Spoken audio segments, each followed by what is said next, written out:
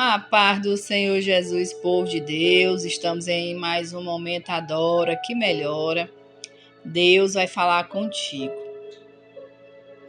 Nós hoje vamos estar meditando em um livro que eu confesso aos irmãos que eu nunca tinha me atentado a essa mensagem. E hoje o Senhor falou muito ao meu coração. Aqui quem vos fala é a irmã Naila. Todos os sábados nós temos esse encontro até o dia que o Senhor permitir.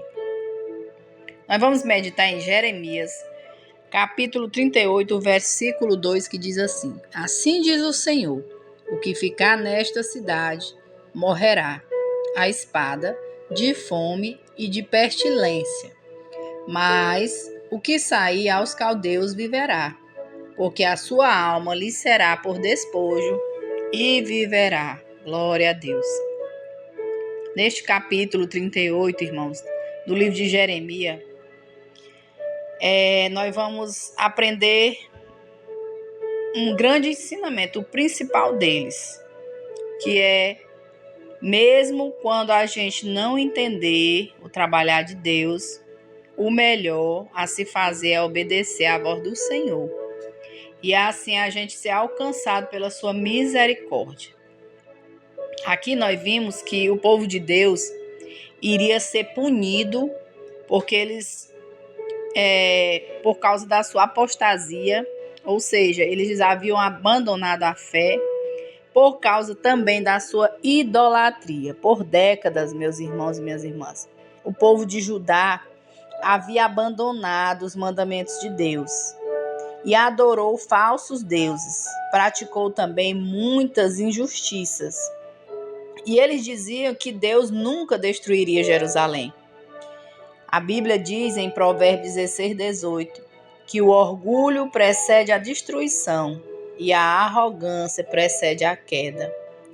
Quantas pessoas, irmãos, estão cegos pela soberba? Fazem o que querem, não fazem mais a vontade de Deus e não estão se dando conta mais dos seus próprios erros.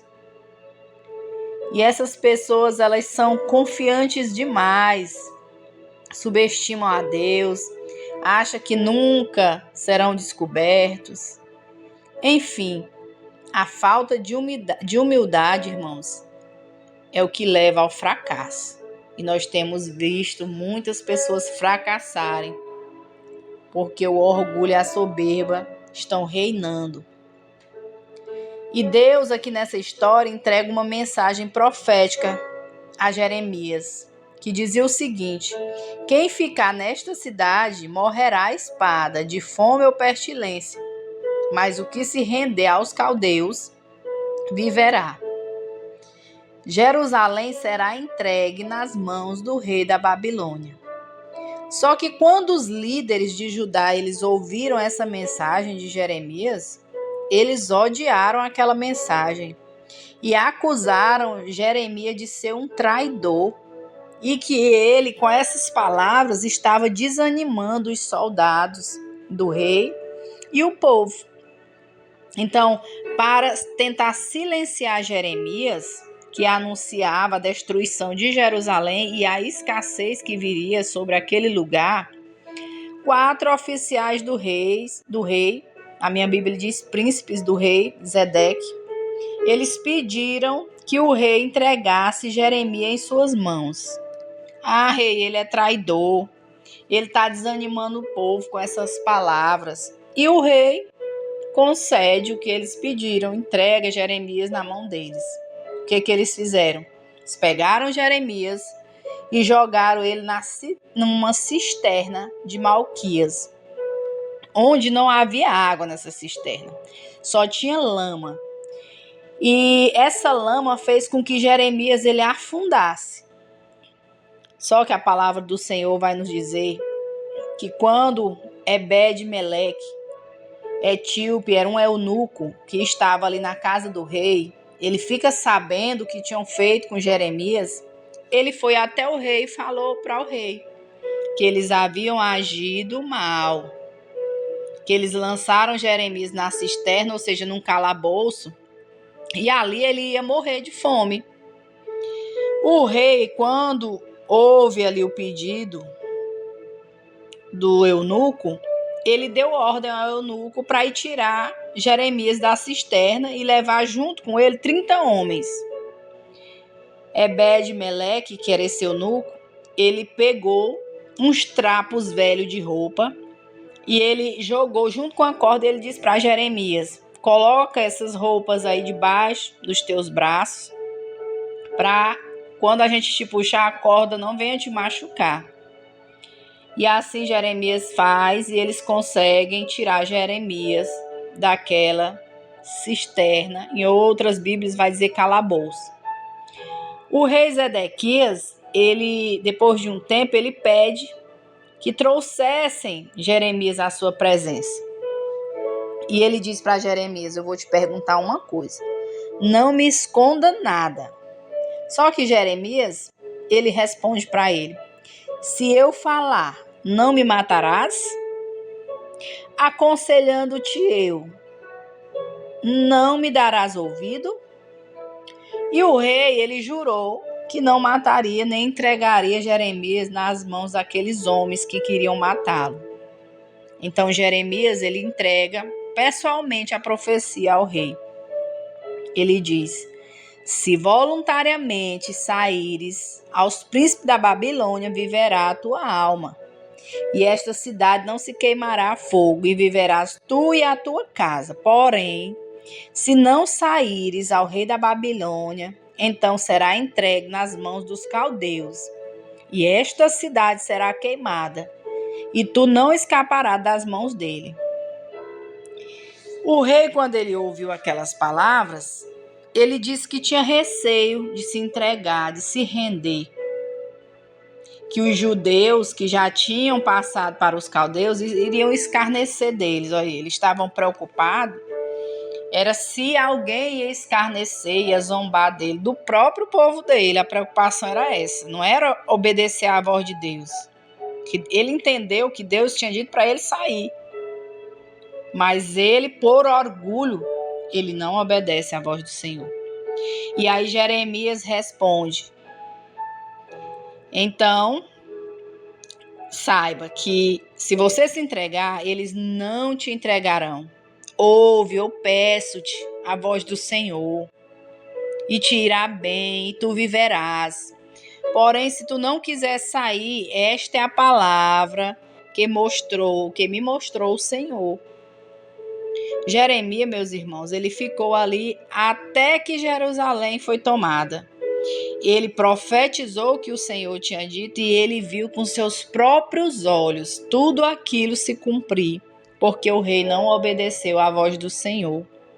Ele, por orgulho, por soberba, ele preferiu morrer, e toda a sua família e quase toda aquela cidade, para não entregar o que o Senhor já havia decretado, que de qualquer forma ele iria perder. Porque o seu pecado, o pecado do povo já tinha chegado às narinas do Senhor, o Senhor não suportava mais. Então não adiantava, de qualquer forma, ele iria perder o trono.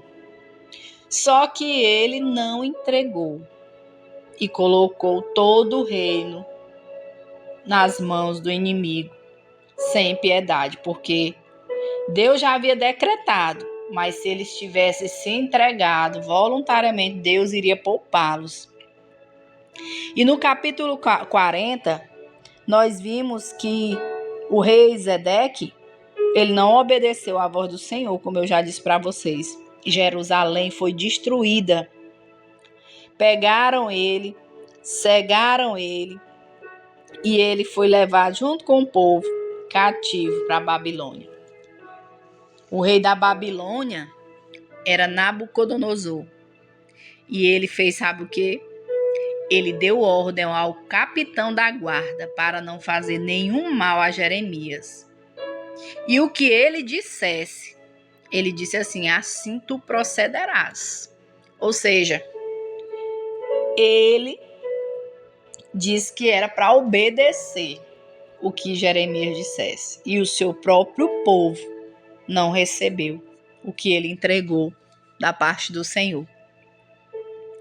Sabe, meus irmãos, aquele Ebed-Meleque, o eunuco, aquele que pediu ao rei para tirar Jeremias lá da cisterna? Pois é, Deus mandou Jeremias falar para ele que ele escaparia, que ele não seria entregue nas mãos do inimigo. Ele seria salvo, não seria morto à espada, porque ele tinha confiado e obedecido ao Senhor.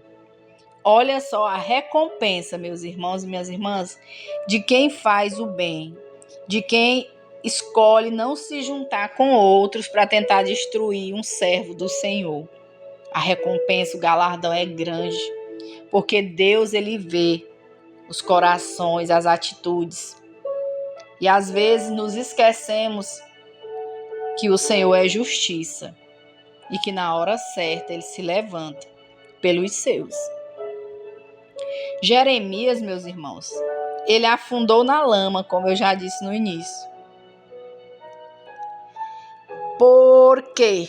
Porque quem deveria levantá-lo o deixou cair. Quem deveria ouvi-lo não deu ouvido à sua voz. Mas Deus levantou um estranho para mostrar que propósito não nasce de proximidade, nasce de fidelidade. Oh, glória! Ele usa quem você jamais imaginaria que iria lhe ajudar, é quem Deus usa. Deus não escolhe mãos poderosas, mãos formosas, famosas, mãos que podem fazer. Ele escolhe as mãos fiéis. Porque no céu, irmãos, fidelidade sempre vale mais do que posição. Aqui na terra, status, posição, dinheiro vale mais. Mas no céu, o que vale é a fidelidade ao Senhor. Quando Jeremias foi lançado na cisterna, não foram os inimigos que mais feriram o seu coração. Foram os que estavam perto, os que deveriam apoiá-lo, mas nada fizeram e fizeram o mal. E ele afundou realmente ali na lama por um tempo. Em outras palavras, ele foi abandonado sim pelos homens que deveriam ajudá-lo, como eu já disse. Mas todavia, meus irmãos, ele não foi esquecido por Deus. Oh, glória!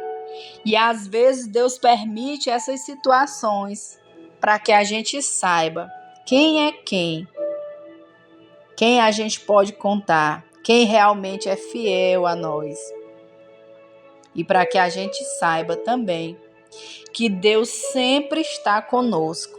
Deus sempre está do lado daqueles que obedecem ao Senhor, que andam com fidelidade. Muitos ali talvez viam Jeremias como um profeta derrotado, que ninguém dava ouvido. Seu próprio povo não ouvia o que ele entregava.